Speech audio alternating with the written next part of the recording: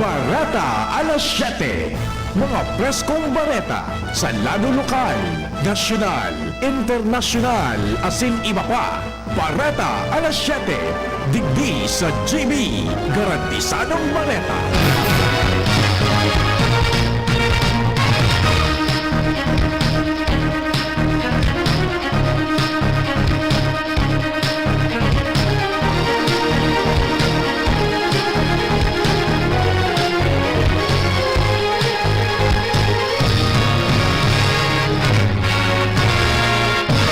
Maray na aga mga tugang uya po ang mga bareta ngunyan na Sabado. Anot sa headlines kan mga bareta. Sa lado lokal, iba-ibang parokya sa Legazpi Diocese nagkaiguan in Holy Hour para sa peaceful national and local election. Sumada kan mga paipit kon permananggad sa mga grupong politikal makusog na pigbabantayan kan mga residentes. DCGB-AM nagresibi nin Vulcan Award hali sa DSWD Bicol bilang pagmidbid sa espersos na mapalangkaw ang kaaraman kan publiko kan mga programa kan ahensya. Sa lado nasyonal, liquor ban makusog na ipapautob kan COMELEC sa aga sagkod sa Lunes.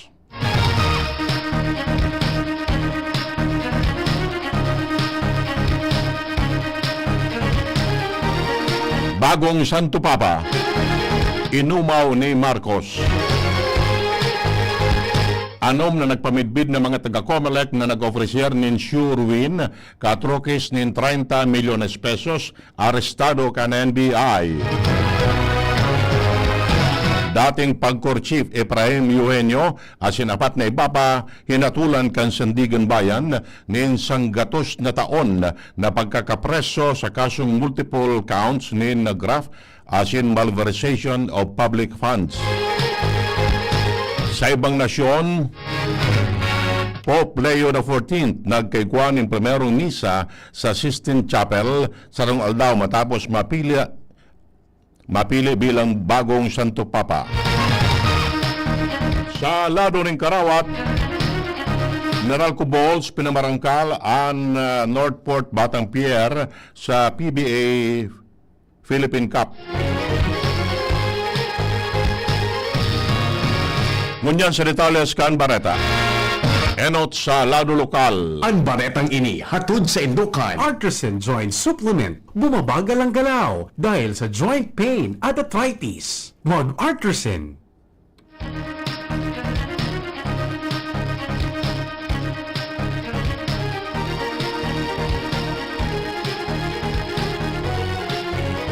Nagkaiguan in Holy Hour para sa peaceful national and local election sa Lunes ang iba-ibang parokya kan Legazpi Diocese. Sigun kay Crispin o Monsignor Crispin Bernarte, Vicar General for Administration kan Legazpi Diocese, katayuan kanina idulot ang pangadyi na maging matrangkilo ang pirlian sa Lunes. Sinabi niya na kung sinabing matrangkilo, bako sana pang seguridad ang pagtatakuanin doon kundi ang malinig na proseso kani. Dapat rumdumon ang clean, honest, accurate, meaningful, peaceful o champ.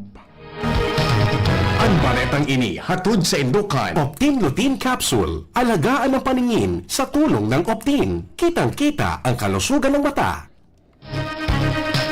Nakaresibin in Vulcan Award ang DCGB hali sa Department of Social Welfare and Development Bicol. Inibilang pagmidbid sa DCGB sa espertos na mapalangkaw ang public awareness kan mga programa kan DSWD. Mismong si DCGB-AM Vice President for Programming Henry Maceda ang nagresibikan award sa ginibong 74th Anniversary Celebration sa Legazpi City Convention Center. Ang baretang ini hatod sa Indukan. Liver Aid Silimarine Capsule. Ang good drinks at good food, perfect combo. Isama pa ang Liver Aid. It's liver lover, boys! Planong makipagdialogo kan sanggunian pang lalawigan kan Albay sa Civil Aviation Authority of the Philippines Central Office may kinaraman sa implementasyon kan bagong kasuguan na revised airport fees na ipapautob sa Bicol International Airport. Sa ganibong committee hearing kan Committee on Transportation, Communication and Public Utilities na pag-araman na pinunan ang implementasyon kan bagong airport fee kan Abril 21 alagad ibinalik sa dating regulasyon ang koleksyon kan airport charges sa kaparehong aldaw. Ipinaliwanag kan probinsya ang Kaap Bicol mananang sa implementasyon kan Memorandum Circular 19-2025 na may titulong Revised Schedule of Airport and Concession Fees and Charges for all airports under the Civil Aviation Authority of the Philippines. Ang baretang ini hatod sa Indukan Mega One. Ang Mega One ay may 21 sangkap para matulungan ka sa iba't ibang karamdaman tulad ng diabetes, high blood, stroke, arthritis, kidney failure, cancer, viruses, at iba pa. Tumawag kay Doc Joey Bitito sa 0998-975-8121 or 0917-853-8933. Padagos ang pigigibong pagrebisar kan Albay Provincial Mining Regulatory Board sa Sand and Gravel Permit Application. Sigun kay Mines and Geosciences Bureau Regional Director Guillermo Molina, nayo ang mamayo sa PMRB sa 7 aplikasyon duwa sana ang pig-endurso kan na board para sa application of sand and gravel permit sa Office of the Governor. Ang ibang 5 aplikasyon mantenidong pendiente asin pighalat ang compliance requirements.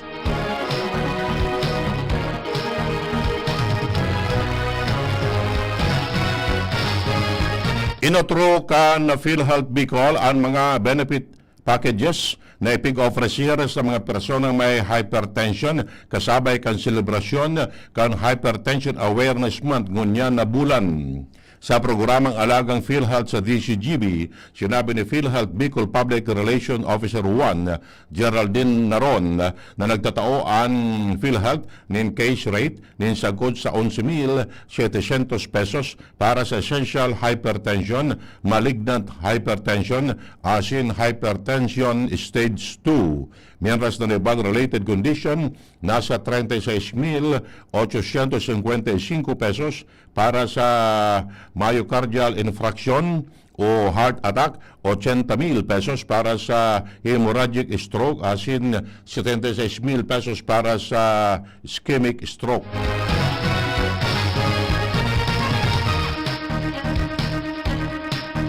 Sobra 3.9 milyones pesos ang kantidad kan danyos na iwinarat kan pag-alburuton kan bulkan bulusan sa Sorsogon sa sektor kan agrikultura asin pagsisira.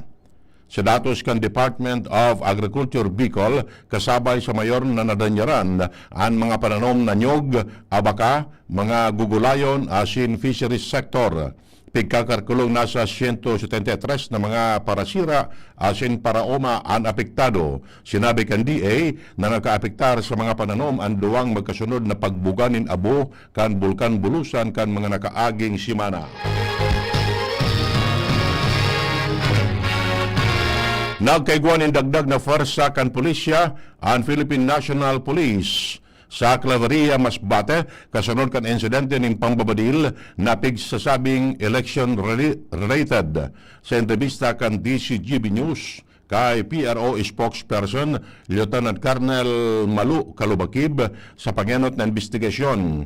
Alegado nangyayari ang pambabadil sa pagultanan kan mga suportadores para alkalde kan nasabing banwaan. Siniguro ni Kalubakib na mantenidong alertado ang pulisya sa kus sa matapos ang piralian bilang pagsiguro kan public safety sa bilog na Kabikolan. Iyan ang primerong kabtang kan mga bareta. An iba pa pagkatapos kani. At At ngayon, ang pinakabago, ang pinaka-epektibong food supplement na mabusising ginawa sa Amerika at matapos sa 3 taon, aprobado na ng FDA. Mega One, ang evolusyonaryong produkto na nagtataglay ng 21 natural na mga komposisyon na nakatutulong upang palakasin ang immune system at ang ating kalusugan. Para sa karagdagang impormasyon, Maaaring pumunta kay Doc Joey Bitito sa Barangay 18, Cabangan West, Legazpi City, kaharap lang ng Bangko Sentral ng Pilipinas. O tumawag sa 0998-975-8121 or 0917-853-8933 para sa free consultation sa natural medicine. bisitahin din ang aming Facebook pages, Mega One Superfood at MHC Bayanihan Official. Mega One, evolusyon para sa kalusugan. Di negosyo na taong serbisyo sa edukasyon at turismo. Maging sa salud, seniors, women's at youth. Albay mahal ko yan si Diday ko. Diday ko, Diday ko, Diday ko. Diday ko, Diday ko,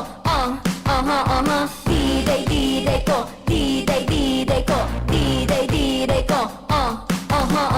Iboto si Diday Ko para Vice Gobernador, numero 3 sa balota. This political advertisement is paid for by Ralph Atienza, Manila Clean Fuel Corporation, Quezon City. Hindi pa tapos ang ating laban. Mahaba pa ang ating paglalakbay. May pagkakataon tayong gawing mas matibay ang ating hanay. Muli nating gisingin ang lakas ng nagkakaisang taong bayan. Muli nating ipaglaban ang Pilipinas ng ating mga pangarap. Tara na, ipanalo na natin Senator Kiko Pangilinan! Pollad paid for and by Kiko Pangilinan, 446 EDSA, Makati City. Birit na sana kaso parang may gumagasgas. Ganyan ang ubong may plemang mahirap ilabas. Mag-Plemex Fortress Syrup. Gawa sa natural na lagundi. Tinutunaw ang plema. Pinipigil ang ubo. Ramdam ang hagod ng ginhawa. Sing your heart out. Basta lagundi, Plemex. Mabibili ang Plemex Forte Syrup 60 ml at 120 ml sa mga pangunahing butikan nationwide. Vitex Nagundo L is a generic name of Plemex Forte. If symptoms persist, consult your doctor. Alam mo ba, iboto na para maraming magagawa. Chino Garcia, Chino Garcia, ating pag-asa. Chino Garcia. Alam mo ba, iboto na para maraming magagawa. Kay Chino Garcia, aasenso ang ginubatan. Ginubatan, ginubatan, aangat at sisigla ang ginubatan. Ginubatan, ginubatan. Alam mo ba, iboto na para mayor number 1 sa balota. Chino Garcia, Chino Garcia, ating pag-asa. Chino Garcia. Alam mo ba, iboto na para mayor marami siyang magagawa. Segundo distrito, ang board member niya to. Maasahan ta, makatawa, makajos, yan si Glenn Casulla. Glenn Casulla, ang board member ta. Digdi sa tuti, Glenn Casulla na. Board member Glenn Casulla. Pre, makinig ka muna. Payong kaibigan lang ha. Work hard, play hard. Yan ang motto ko dati. Pero nakakapagod din pala katagalan. Sa gitna ng lahat ng mga puyat, inom at pagkain ng masasarap, kasama na ang oily at fatty foods, kailangan pa ring bantayan ang kalusugan. Tamang kontrol ang kailangan. Katuwang ko, ang Liverade. May silimarin na maaring makatulong, protektahan ang atay. Cheers to more good times. Be a liver lover. Mahalagang paalala, ang Liverade ay hindi gamot at hindi dapat gamitin paggamot sa anumang uri ng sakit. Ang good drinks at good food, perfect combo. Isama pa ang Liverade para sa kalusugan ng atay. Mabibili sa mga leading drugstores nationwide.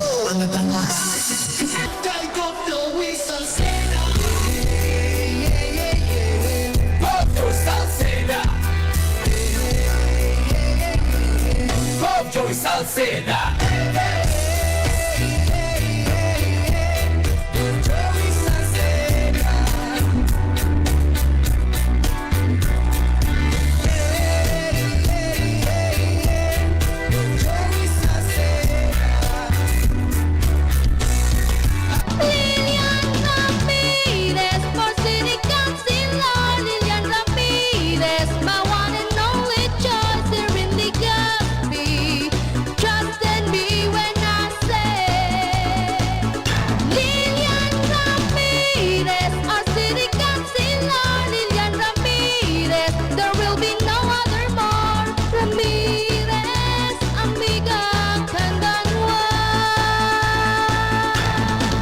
Lilian Ramirez, amigang katanwan.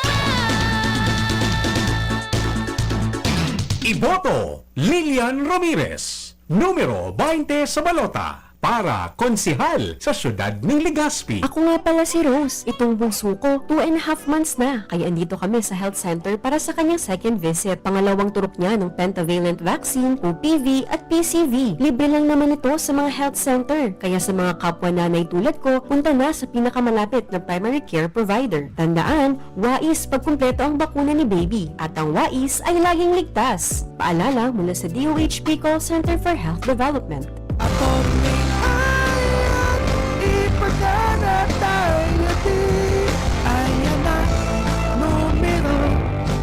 Sa balota sa konseho si Atty.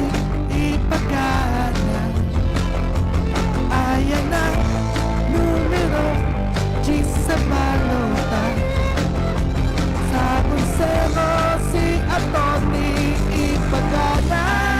Naneta Makasina. Pueblo Mapura buscan progreso sa tercer distrito nin Albay.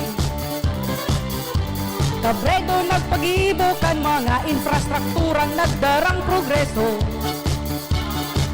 Iboto mo, Congressman Didi Cabredo. Didi Cabredo. Iboto mo, Kong Didi Cabredo. Congressman Cabredo.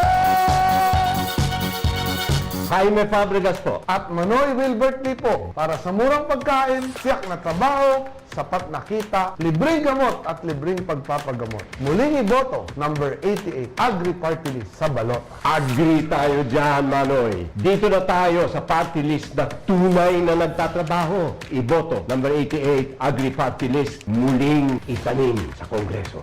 Iboto, Agri Party List, number 88 sa balota. Political advertisement, paid for and by Agri Party List, Flores Street, Ermita, Manila. Kung naghahanap ka kay produktong pangpasalubong sa pamilya asin barkada, yaon mababakal sa Mayon Treats. Dakol na pagpipilian na masisiram asin magagayo na produkto. At Mayon Treats, makukuha sa San Francisco Diversion Road, Ginubatan, Albay, asin Iguaman Sinda sa Legazpi Grand Terminal. Mayon Treats. Sabiri asin pinamamahalaan ni Mr. Marlon D. DCGB Barreta alas 7. Barreta alas 7.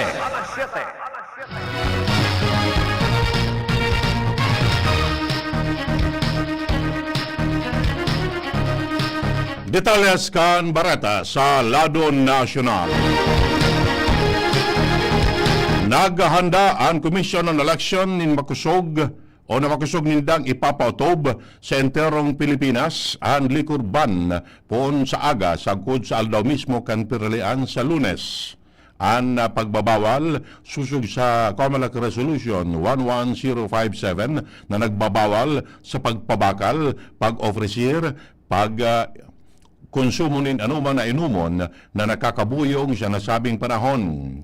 Sinabi ni COMELEC Chair George Erwin Garcia na ipag-uktaban ng una ang pag-inom sa mga nasabing petsa o kaya sarong na sanang o kaya sarong na sana mag-inom kung talagang dain ang mapugulan ang bisyo. Sa iyang sinabi na may multa po 1,000 sa 6,000 pesos o pagkakapreso ng sarong taon ang sisaman na masuway sa liquor ban.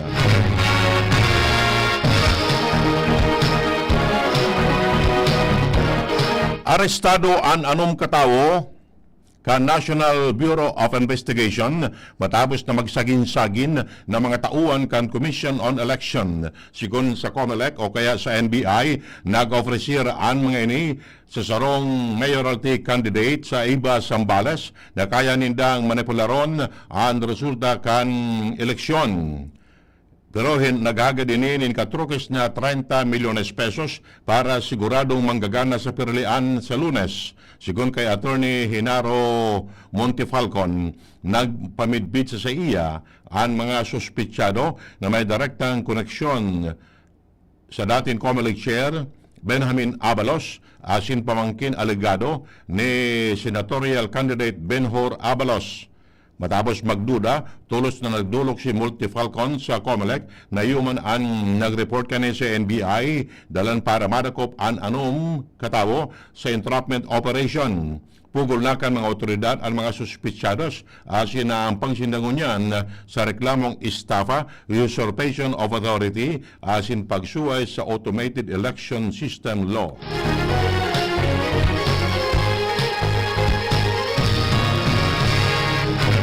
Nakapagresto ang Philippine National Police ng 41 validated election-related incidents. Sa datos kan PNP, pinakadakol na validated election-related incident ang arresto sa BARM na 8 kaso na sinundan kan CAR na may 7. 20 man ang na-monitor na suspected ERIs kan PNP asin 24 ang arestong non-related o kaya non-election-related incident. Mientras na 2,940 sa kabilugan ang mga nagsuway sa ipinapautob na gun ban. Base sa datos, 2,812 digdi ang sibilyan, 48 security guard, 19 PNP personnel, 18 soldados, 13 foreign national asin iba pa nangenot ang National Capital Region Police Office na may pinakadakol na nadakop na uminabot din sobra sa 1,000 katawo na sinundan kan Region 7 asin Region 3. Nasa 3,025 na mga badil ang nakonfiskar hali sa iba-ibang police operation. Padagos man ang makusog na implementasyon kan gun ban sa pangingenot kan PNP katuwang ang COMELEC, Forces Armadas kan Pilipinas asin iba pang law enforcement agency para masiguro matrangkilo asin ligtas ang eleksyon sa Lunes.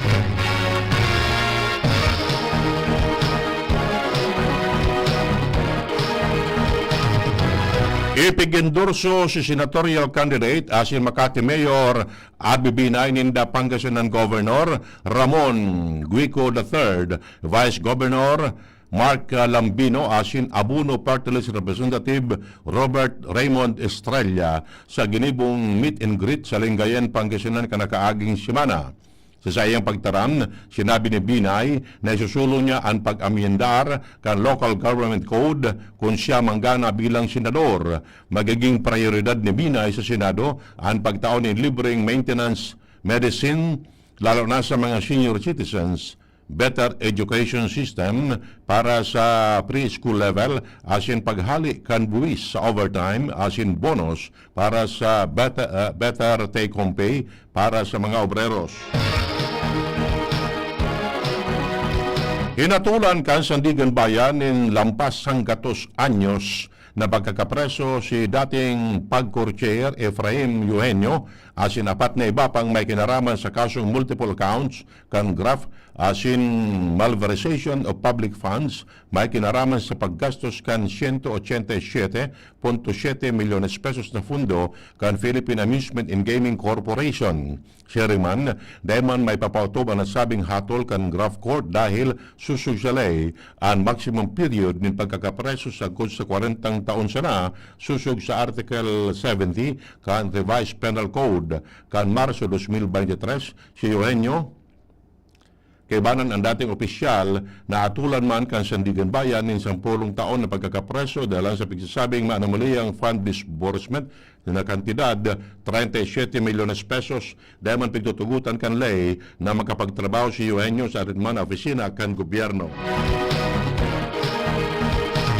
Nagpaabot ng pag-umaw si Presidente Bongbong Marcos sa bagong mapili na Santo Papa sa katauhan ni Cardinal Robert Francis Prevost o kaya Pope Leo XIV. Sa sayang ipinaluwas na mensahe, sinabi kan Presidente na ipigpapaganji kani na ipagpadagos kan bagong Santo Papa na mas mairani ang simbahan sa mga nagtitios asin kapuspalad. Kaibanan sa namamanwaang Pilipino sa pagpaabot nin pag-umaw kay Pope Leo XIV bilang bagong leader kan sobra sa 1.4 bilyones na paratubod kan simbahan Katolika. Sinabi kan Presidente na ipinagpapangadyi kan mga Pilipino ang bagong Santo Papa para magkaigwanining kusog asin maray na sulud para panginutan ang mga paratubod, daraan karaman, malasakit asin pag-ataman. Maabot ni Marcos na maging inspirasyon kan mga namamanuaan ang buhay asin ministeryo kan bagong Santo Papa para mas lalo pang mag-inguwa sa Oroaldao sa giya kan mahal na Diyos. Barata hali sa ibang nasyon. Nagkondukta ng primerong misa si Pope Leo XIV bilang bagong leader kan simbahan Katolika matapos mag-ibon ng kasaysayan bilang pinaka-enot na American-born pontiff. Pinanginutan kan Santo Papa ang pribadong misa kay banan ang mga cardinal sa Sistine Chapel alas 11 nin pagkaaga oras sa Roma, oras 5 nin hapon oras man sa Pilipinas kasuudma. Ipinahayag kan leader kan simbahan Katolika ang sa iyang primerong homilya bilang Santo Papa sa tataramo na Ingles asin Italian. Pinunan kan Santo Papa ang sa iyang homilya sa Ingles kung saan pinasalamatan niya ang mga cardinal electors para sa sinang tiwala sa iya. Nagtao manin urok sa buot na pagarumdom sa mga cardinal si Pope Leo XIV na sindain apod para magpatutuo sa saindang maugmang pagtubod kay Kristo na tagapagligtas. Barata sa lado ng Karawat, naging sulit ang ginimong pagbukod kan Meralco Bolts kontra sa Northport sa skor na kan pamarang kaluninda ini sa skor na 104 o kaya 105-104 sa nagpapadagos na 49 PBA Philippine Cup sa Philly Sports Arena. Pinunas kan Bolts ang 15 puntos na bentay kan Northport sagod na magkaigwan ng matinding depensa sa natatadang 23 segundos. Nangenot si Chris Newsom na may 24 puntos, mantang si Chris Banchero may 23 puntos asin ang ambagman ni 17 puntos asin siyam na rebound si Bong Quinto. Nayo ang nagbuslo kan winning shot. Mientras na tinambakan man kan talk and text tropang 5G ang Terra Firma Jeep sa score na 110-74. Ini ang magkakasunod na gana kan TNT kung siya iniguana sindang duwang gana asin tulong pierde. Mantang ang Jeep igwasa ng sarong gana asin 5 daog. Iyan mga tugang ang detalyes kan mga bareta ngunyan na Sabado. Sa pangarang kan mga pagariba, Mardila, Jenny Balyaran sa Newsbase, June Napoli sa Lado Technical. Ako po ang nagatud kan Bareta. Edwin Taralba nagsasabing salamat kan sa indong pag-antabay. Masunod na si Mr. M. Yan ang DCGB Barata alas 7. Abangan niraray sa aga. Ang hapon, masunod na.